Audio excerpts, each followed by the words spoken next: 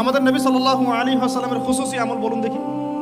রাতের তাহাজ্জুদ, সবাই ঘুমিয়ে পড়লে নবী সাল্লাল্লাহু আলাইহি ওয়াসাল্লাম জেগে থাকতেন, পা মোবারক ফুলে যাইতো, দাঁড়িয়ে থাকতেন, লম্বা কেরাতে নামাজ পড়তেন। খুসুসি আমল। দাউদ আলাইহিস সালামের খুসুসি আমল ছিল রোজা রাখতেন, একদিন পর পর খুসুসি আমল। এরকম এক এক সাহাবীর এক এক নবীর এক এক সাহাবীর খুসুসি কিছু আমল আছে। আবু বকর রাদিয়াল্লাহু আনহুর খুসুসি আমল কয়জন জানেন? ফজরের নামাজ পড়ে তিনি দূরে কোথাও চলে যেতেন। উমর রাদিয়াল্লাহু আনহু একদিন ফলো করছেন, যায় কোথায় এই মানুষটা, কারণ তাদের মধ্যে একটা কম্পিটিশন হতো আমলের, মনে আছে? কম্পিটিশনটা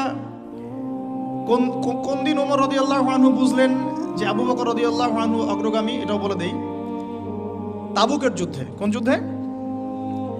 ইসলামের যুদ্ধেরও বিধান আছে, কিন্তু